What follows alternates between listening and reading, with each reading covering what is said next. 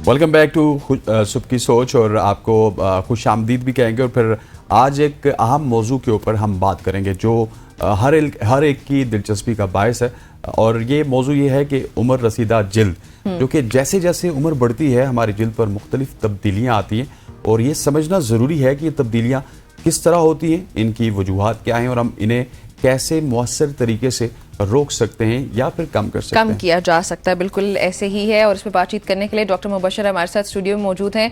Doctor साहब अस्सलाम वालेकुम। वालेकुम सलाम जी। ये बताइएगा कि उम्र रसीदा जो स्किन होती है, जो जिल्द होती है, इसके पीछे साइंस क्या होती है? जैसे जैसे इंसान एज करता है वैसे वैसे उसकी स्किन में वाज़ेह तौर पे तब्दीलियां दिखाई देती हैं। हम उसको रोक तो नहीं सकते लेकिन उसको कम किया जा सकता है, तो वो क्या तरीके होते हैं? जी बिल्कुल ऐसे ही है। अच्छा, मैं इसको थोड़ा सा चेंज करूंगा। उम्र रसीदा जिल्द की बजाय ना कि मैं ये कहूँगा कि जो आपकी जो एज बढ़ती है उसमें स्किन में चेंजेस क्या क्या आती हैं, इसको हम ये कहते हैं कि जी कि आपकी जो एजिंग के साथ ना स्किन में चेंजेस क्या आती हैं।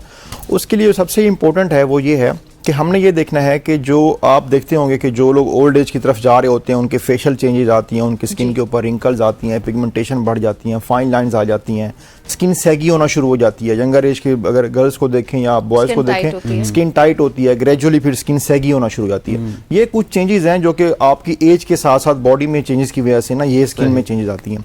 अब ये मैटर करता है कि जो आपके स्किन के ऊपर या जिल्द के ऊपर अफेक्ट करने वाले जो सराउंडिंग फैक्टर्स हैं, जिनको हम इन्वायरमेंटल फैक्टर्स बोलते हैं, वो कितना अफेक्ट कर रहे हैं। फॉर एग्जाम्पल जी कि कुछ लोग हिली एरियाज में रहते हैं, उनकी स्किन आप देखेंगे कि उनकी जो ही वो 30 या 40 क्रॉस करते हैं उसके बाद उनकी स्किन के ऊपर बड़े रिंकल्स आना शुरू हो जाते हैं। स्किन उनकी जो है ना ज़्यादा झुर्रियाँ आना शुरू हो जाती हैं उनकी स्किन के ऊपर, जली नजर। बिल्कुल ऐसा ही है। उसकी सबसे बड़ी रीज़न ये होता है कि उनका एक्सपोजर सन से ज़्यादा होता है, दे आर नियर टू सन, जिसकी वजह से क्या होता है कि स्किन ज़्यादा डैमेज होती है। इस तरह से जो मैदानी इलाके में रहने वाले लोग होते हैं उनका आप देखते हैं कि स्किन के ऊपर पिगमेंटेशन आना शुरू हो जाती है।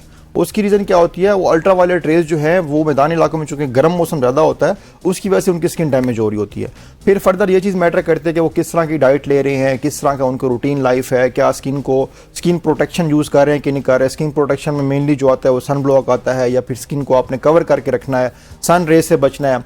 फिर साथ ये कि वाटर इनटेक कितना है उनका रूटीन में, मॉइस्चराइज करते हैं कि नहीं करते स्किन को, और ये कि फ्रेश वेजिटेबल या जूसेस जो हम नॉर्मली रिकमेंड करते हैं डर्माटोलॉजिस्ट की जी कि आप ये लिया करें स्किन की हेल्थ के लिए, वो बेहतर है, वो लोग ले रहे हैं कि नहीं ले रहे। तो ये चीज़ें सारी मैटर करते हैं जिसकी वजह से स्किन के ऊपर रिंकल्स, इस तरह से सैगी स्किन और इस तरह से फाइन लाइंस का आना, ये स्किन के ऊपर एजिंग काज करता है। और आप देखें कि पूरे के पूरे फेशियल चेंजेस आ जाती हैं। आप अगर किसी एक इंसान को देख लें कि उसकी अगर यंगर लुक देखें या उसकी 10 साल पहले की तस्वीर देखें तो उसका फेस टोटली चेंज होता है, और अगर 10 साल बाद देखें तो वो टोटली चेंज हो चुका होता है। और उसकी मेन रीज़न ये होता है कि फेस के ऊपर स्किन की चेंजेस आती हैं जिसकी वजह से आपके ऊपर ओल्ड एज जो साइन होता है ना वो आना शुरू हो जाते हैं। डॉक्टर साहब, इनको रोका किस तरह जा सकता है? क्या कोई ऐसा मौसर तरीका है कि इनको रोका भी जा सकता है किसी केयर से या किसी इलाज से? देखिए, इसको रोकना तो इस तरह से फिजिबल नहीं है, लेकिन ये कि इसको कम किया जा सकता है। अभी ये मैडम ने भी बात की है कि अगर हम इसको एजिंग जो है ना, एजिंग को हम जो है रोक नहीं सकते। वो फिर एक सर्टन लेवल आता है जब लोग कहते हैं कि जी age is just a number. वो नंबर का मतलब ये होता है कि उन्होंने अपनी एज को इतना ज़बरदस्त अंदाज में वो एजिंग की तरफ जा रहे होते हैं कि वो अपनी फिजिकल उसके ऊपर साइन नहीं आने दे रहे होते। साइन से मुराद ये होता है कि जिस तरह से मैंने आपको बताया कि जो एजिंग के साइन होते हैं फेस के ऊपर, वो उस तरह से नहीं आ रहे होते। इसको कम कर सकते हैं हम लोग। कम किस तरह करते हैं कि जी हम सन प्रोटेक्शन प्रॉपर लें, धूप में बाहर कम जाएं, और मैंने आपको पहले बताया कि जी वेजिटेबल्स का इस्तेमाल करें, जूसेस लें, डाइट बेहतर रखें अपनी। इस तरह से क्या होता है कि एजिंग साइंस कम होते हैं। एज तो आपकी बढ़ रही होती है। आप देखते होंगे कि कुछ एरियाज में या कुछ लोग ऐसे होते हैं कि दे आर 30 साल की उम्र में होते हैं और उनका फेस देखें, उनके ओवरऑल लुक देखें तो वो 50 साल के लग रहे होते हैं। और कुछ लोग ऐसे होते हैं जो 50 साल के होते हैं और वो 18 के लग रहे होते हैं, और या 30 के लग रहे होते हैं। तो मतलब ये होता है कि उसने जिन लोगों की एज यंगर लुक आती है या फिर जो लोग यंगर लगते हैं अपनी एज से, उसकी रीज़न ये होता है कि उन्होंने खुद को प्रॉपरली मेंटेन किया होता है, अपनी स्किन का ख्याल किया होता है, ये प्रोटेक्शन ली होती हैं। साथ ये कि आप एक्सरसाइज करें, आप वॉक करें, जॉगिंग करें। ये चीज़ें ना सिर्फ आपकी मेंटल हेल्थ और फिजिकल हेल्थ के ऊपर इम्पैक्ट डालती हैं, स्किन की हेल्थ के ऊपर भी इम्पैक्ट डालती हैं। जो लाइफस्टाइल आपकी मॉडिफिकेशन है या लाइफस्टाइल है उसका डायरेक्ट इंपैक्ट आता है। अब ये लाइफस्टाइल में आता है कि जी आप स्किन को मॉइस्चराइज भी कर रहे हैं, स्किन को सन ब्लॉक भी यूज कर रहे हैं, धूप में ज्यादा नहीं जा रहे बाहर, और डाइट अपनी बेहतर रख रहे हैं। तो इन चीजों से जो आप बात कर रहे हैं कि जो उसको डिले किया जा सकता है। ठीक हो गया। अच्छा, इसमें अगर इफ यूर 25 प्लस तो हमें फौरी तौर पे रेटिनॉइड्स का इस्तेमाल जो है वो रेकमेंड किया जाता है। एक तो चलें डाइटरी फैक्टर्स हो गए, लाइफस्टाइल हो गया आपका, लेकिन स्किन केयर के अंदर भी फिर आपको रेटिनॉल का इस्तेमाल करना इज लाइक ओके? देखिए रेटिनॉल का इस्तेमाल जो है ना वो फिर आपकी स्किन टाइप के ऊपर डिपेंड करता है कि आपकी स्किन उसको कितना बेयर करती है। आपकी स्किन सेंसिटिव है नहीं है, रेटिनॉल का हम इस तरह डायरेक्ट नहीं दे देते कि जी कि आप रेटिनॉल कल से इस्तेमाल करना शुरू करें, महीने बाद आप हमें बताएं। आपको पता है उसकी स्किन को चेक करते हैं, पहले बड़ी लो डोज होती है जी, हफ्ते में आप 1 दफा लगा लें, हफ्ते में आप 2 दफा लगा लें, then see the response of the skin, वो कितना इंप्रूव हो रही है, कितना रिएक्ट कर रही है, उसके ऊपर कोई एलर्जी हो रही है कि नहीं हो रही, उसके ऊपर कोई रेडनेस हो रही है कि नहीं हो रही, देन अकॉर्डिंगली हम जाते हैं। जो भी हमारे मार्केट में अच्छी प्रोडक्ट्स अवेलेबल हैं वो अगर यूज़ की जाएं तो उसके बेनिफिट्स हैं, लेकिन प्लीज़ इस चीज़ पे हमने लास्ट प्रोग्राम में भी आई थिंक बात की थी कि कोई गोरा होने के लिए शॉर्टकट नहीं ढूंढने कि जिसकी वजह से क्या होता है स्किन फिर उसमें बेहतर नहीं होती, उसमें स्किन डैमेज ही होती है। ठीक हो गया। तो इस तरह से स्किन केयर में फिर इंसान क्या ऐड कर सकता है एजिंग के जो फैक्टर्स हैं उनको कम करने के लिए? जी जो मैंने अभी बताया इनके सवाल पे कि जी आप जो एजिंग को कम करने के लिए मुराद है, एजिंग को डिले करने के लिए हम ही के सन प्रोटेक्शन करें, वाटर इनटेक बेहतर करें, बस वो सिंपल वाली स्किन केयर, खास तौर पे कोई सीरम्स वगैरह की तरफ जाने की जरूरत नहीं। देखिए सीरम्स की तरफ अगर आप जाएंगे, आपने खुद सवाल किया कि रेटिनॉइड का इस्तेमाल हम करें या ना करें। अगर वो करने की जरूरत हो भी सही, इफ यू फील लाइक जी कि हल्की सी उसके ऊपर रिंकल्स आ रहे हैं तो आप स्टार्ट करें, बट विद केयर और with the recommendation of doctor. अच्छा, बहुत से लोग ना सीरम भी यूज करते हैं तो वो डॉक्टर की रिकमेंडेशन के बगैर यूज करते हैं, मार्केट में जाते हैं जो सीरम उनको अच्छा लगता है वो ले आते हैं। तो इसको आप किस तरह देख रहे हैं? देखिए मैं तो इसको रिकमेंड नहीं करूंगा कि आप डॉक्टर के रिकमेंडेशन के बगैर करें, क्योंकि एट टाइम ऐसा होता है कि जरूरत होती नहीं है और एट टाइम ऐसा होता है कि जरूरत होती है। दोनों सूरतों में अब लाजमी नहीं है कि जो मेरे स्किन पे सीरम इफेक्टिव होगा वो आपकी स्किन पे भी इफेक्टिव होगा। तो इसलिए बेहतर होता है कि डॉक्टर से कंसल्ट करके आप कोई भी चीज यूज कर रहे हैं वो करें। दूसरी सबसे इंपॉर्टेंट चीज यह है इसमें कि जो डॉक्टर आपको रिकमेंड करेगा ना वो ब्रांड या कंपनी ऐसी होगी जो आपकी स्किन हेल्थ को डैमेज नहीं करेगी। ये जरूर हो सकता है कि मे बी मैडम की स्किन के ऊपर उसके रिजल्ट बहुत अच्छे हैं, मेरी स्किन के ऊपर इतने अच्छे ना आए, ये पॉसिबिलिटी है कि स्किन डिफरेंट वे में रिस्पॉन्ड करती है, लेकिन एटलीस्ट डैमेज नहीं करेगा।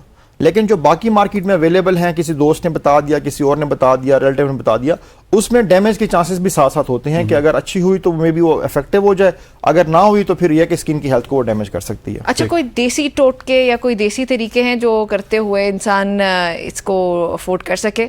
हेल्थी तरीके, देखिए देसी आप अगर हैं भी सी तो ट्रूली मुझे नहीं पता उन चीजों का। अच्छा। उसकी रीजन ये कि हमारी मेडिकल साइंस में या डर्मेटोलॉजी में ये चीजें प्रैक्टिस नहीं होती, हिकमत नहीं है हिकमत कहें या आप देसी टोटके कहें या जो भी कहें, क्योंकि हम लोग इस चीज को प्रैक्टिस नहीं करते, इसलिए हमें इस चीज का आइडिया नहीं होता कि हम उसके ऊपर कमेंट नहीं कर सकते कि क्या वो अच्छी हैं क्या वो बुरे हैं, उनको यूज करना। जो चीज आपने बताई है मुझे तो वो भी देसी लगती है ना कि आपने अपनी डाइट अच्छी रखनी है, सब्जियों का इस्तेमाल करना देसी है। लगी थी। बिल्कुल आप ठीक कह रहे हैं। बात यह है कि जो मैंने चीजें बताई हैं इसका डायरेक्ट इंपैक्ट स्किन के ऊपर आता है, ठीक है, और आपकी ओवरऑल जो हमारी ये जो मैंने बातें बताई हैं प्रूवन है मेडिकल साइंस में, डर्मेटोलॉजी में। वाटर इनटेक बेहतर रखेंगे, स्किन आपकी हाइड्रेट रहेगी। फ्रेश वेजिटेबल्स और जूसेस लेंगे तो उससे क्या होगा कि जो हमारे विटामिन और मिनरल्स चाहिए स्किन के लिए वो पूरे होंगे। तो ये मैं आपको साइंटिफिक वे में बता रहा हूँ। अब उसको ये कि फॉर एग्जांपल जी मैं कहता हूँ जी आप जूस का इस्तेमाल करें, या आप एग्जांपल लेते हैं कि हम योगर्ट का इस्तेमाल करते हैं, दही का इस्तेमाल करें। देसी तरीका ये कहते हैं दही को मुंह पे लगाएं। अब उसके खाने का तो साइंस मुझे उसके खाने का तो मुझे पता है उसका, लेकिन मुंह पे लगाने का मुझे आइडिया नहीं है इस चीज का। इसके लिए असीम साहब को भी आपके साथ बुलाना पड़ेगा। ठीक हो गया। डॉक्टर साहब मुझे ये भी बताइएगा कि ये तो सारी हमने रेमेडीज की बात कर दी, अब एक शख्स की या एक खातून की या एक मर्द की स्किन बहुत ही जल्दी खराब होती है, उसमें उसका अपना कितना ज्यादा कसूर होता है? देखिए मैं तो समझता हूँ कि सारा कसूर ही उसका अपना होता है। हाँ। उसकी रीजन ये होती है कि जिसको भी अल्लाह ताला ने पैदा किया उसकी स्किन हेल्दी होती है, ये फॉर श्योर हेल्दी होती है। कि जिस तरह से फॉर एग्जांपल हमारे अदर पार्ट्स ऑफ बॉडी है कि हमारा लिवर है, हमारा हार्ट है, सारी चीजें हैं तो वो हेल्दी होती हैं। आप अगर कोई ऐसे तजर्बात नहीं करेंगे स्किन के ऊपर गोरा होने के लिए, कोई मिक्स क्रीम इस्तेमाल नहीं करेंगे और स्किन की केयर करेंगे, तो उसमें ऐसा नहीं कि जी की स्किन जल्दी डैमेज होना शुरू हो जाए, या फिर किसी की स्किन जिस तरह आप बात करें कि बहुत जल्दी वो करती है डैमेज होती है और किसी की नहीं होती। जो हेल्दी स्किन होती है उतना जल्दी डैमेज नहीं होती, उसके लिए कुछ ना कुछ पास हिस्ट्री आ रही होती है। हमारे पास कुछ लोग आते हैं जी हमारी पिगमेंटेशन हो गई है, हम उनसे हिस्ट्री लेते हैं जी कि पहले आपने कोई क्रीम या कोई फार्मूला क्रीम या गोरा होने वाली क्रीम का इस्तेमाल किया है, वो कहते हैं नहीं। ठीक, अच्छा हमारे साथ एक कॉलर है अहमद साहब। अहमद साहब अस्सलाम वालेकुम, अपना सवाल पूछिएगा।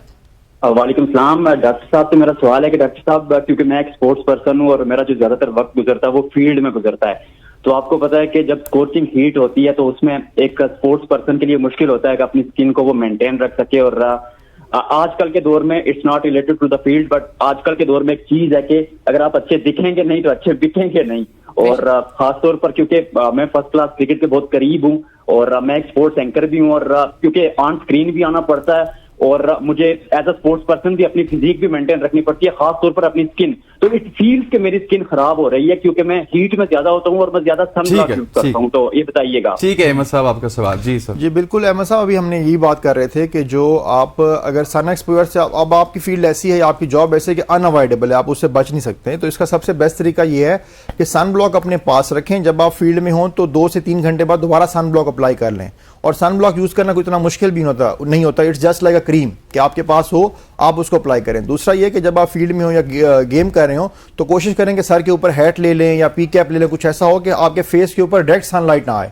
तो ये 2 मैयर ऐसी हैं जो आपको बड़ा हेल्प करेंगी और इससे आपकी स्किन के डैमेज जो है ना वो खत्म तो नहीं होगा लेकिन कम हो जाएगा। और दूसरा ये कि अगर आप एंकर हैं, स्पोर्ट्स एंकर हैं, तो भी आप जब भी स्टूडियो में बैठें तब भी आप सन ब्लॉक इस्तेमाल करें, क्योंकि ये वाली जो हमारी स्टूडियो की लाइट्स हैं ये भी स्किन को डैमेज करती हैं, इनमें भी अल्ट्रावायलेट रेज होती हैं। अच्छा डॉक्टर साहब, ये जिस तरह इन्होंने एक बात की कि धूप डैमेज करती है, तो मैं भी किसी ज़माने में ना फील्ड में मैंने काम किया एज ए कमेंटेटर, तो मैं 12-12 घंटे फील्ड में होता था और मैं सन ब्लॉक वही यूज करता था जो उस वक्त के कप्तान सरफराज अहमद यूज करते थे, लेकिन फिर भी आपकी स्किन जल जाती थी। उसकी क्या वजह होती है? उसकी रीजन ये है कि सन ब्लॉक की ना सन रेज को या अल्ट्रावायलेट रेज को रोकने की एक सर्टेन कैपेसिटी होती है जो 2 से 3 घंटे बाद लूज होना शुरू हो जाती है।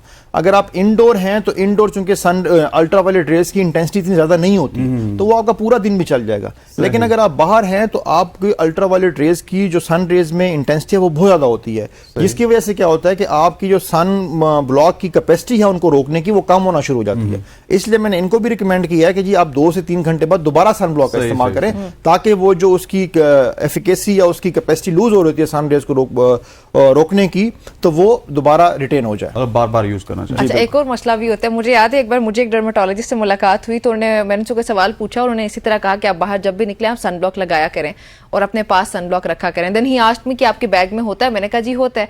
तो then he went on by saying कि फिर तो आप बाहर निकलती हैं, वो सूरज की शुआएं उस पर पड़ती हैं, तो वो तो उसकी अपनी ही अफादियत पे सवाल है।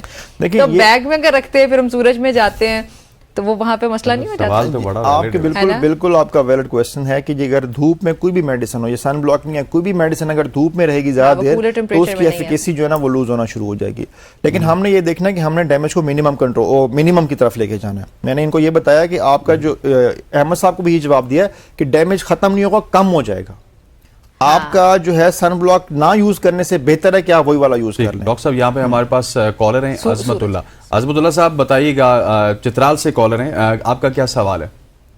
मेरे अराउंड द नेक्स्ट डॉक्टर साहब वॉट्स है ना, तो I am worried about it कि इस तरह इसको कैसे कुछ छोटे और कुछ बड़े हो रहे हैं। ठीक है, अब वार्ड का जो हमारे पास इलाज है ना वो दो या 3 तरीका इलाज मेनली है और इंटरनेशनली भी यही है कि एक तो हम नाइट्रोजन से इसको ख़त्म करते हैं जिसको क्रायोथेरेपी बोलते हैं, एक हम कॉर्टरी से या लेज़र से करते हैं, दूसरा ये होता है कि हम एसिड लगाते हैं इसके ऊपर। अब ये डिपेंड करता है कि कौन से एरिया पे वार्ड्स हैं और उसी के हिसाब से फिर एसिड की कंसनट्रेशन होती है।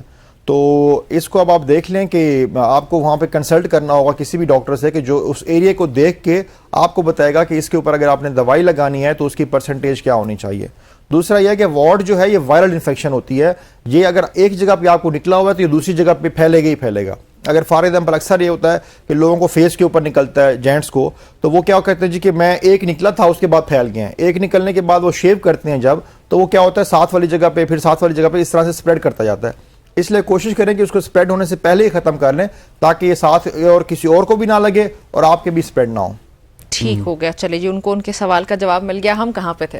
हम बात कर रहे थे कि सन ब्लॉक अगर आप लेके जा रहे हो और बाहर धूप में आपके बैग में है, something is better than nothing वाला नथिंग। और दूसरी बात यह है कि अगर सन ब्लॉक आपका इस तरह से है कि जी कि बैग के अंदर है तब भी उसकी बैग से क्रॉस करके उसके ऊपर सन रेज आ रही हैं तो सॉरी जी, हमारे पास एक कॉलर भी है, नाम बताइएगा प्लीज। अब्दुल रऊफ साहब हमारे साथ। मुझे अब्दुल रऊफ साहब जी अपना सवाल पूछिएगा। जी अब्दुल रऊफ साहब आप सवाल पूछ लीजिएगा और साथ ही टीवी का वॉल्यूम भी बंद कर लें। हेलो जी रऊफ साहब सवाल पूछिएगा।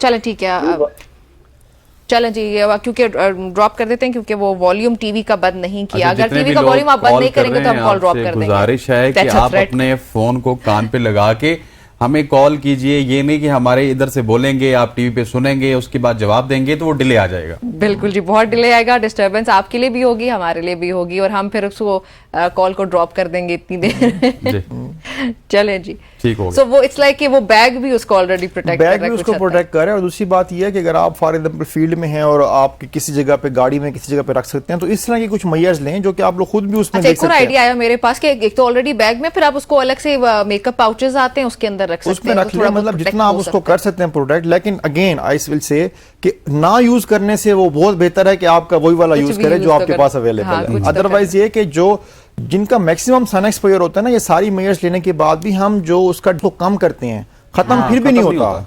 आप ये माइंड में रखें, चाहे आप अम्ब्रेला ले लें, चाहे फेस कवर कर लें, चाहे सन ब्लॉक यूज कर लें, सन का डैमेज जो है ना, इसको हमने कोशिश करी अम्ब्रेला भी नहीं खत्म करता, that is a very minimise valid कर point. सकते हैं, मिनिमाइज करता है, कम करता है। अम्ब्रेला के साथ अब अगर अम्ब्रेला ले रहे हैं तो इसका मतलब ये नहीं कि आपने सन ब्लॉक यूज नहीं करना। Yes. मतलब It's just ये the barrier we barrier have. जितने हम मैक्सिमम लगाते जाएंगे कुछ हद उतना तक उसका उसको डैमेज कम होता जाएगा। ठीक हो गया। Thank चलें you very ji. much for joining बहुत us. शुक्रिया Thank मुबशर you. साहब। नाज़रीन, ये थी हमारी आज की सुबह की सोच। आई होप सो आप सबको पसंद आई होगी। आपसे कल मुलाकात होती है, तब तक आप सब ने अपना और अपनों का बहुत सा ख्याल रखना है। इजाजत दीजिए, अल्लाह हाफिज।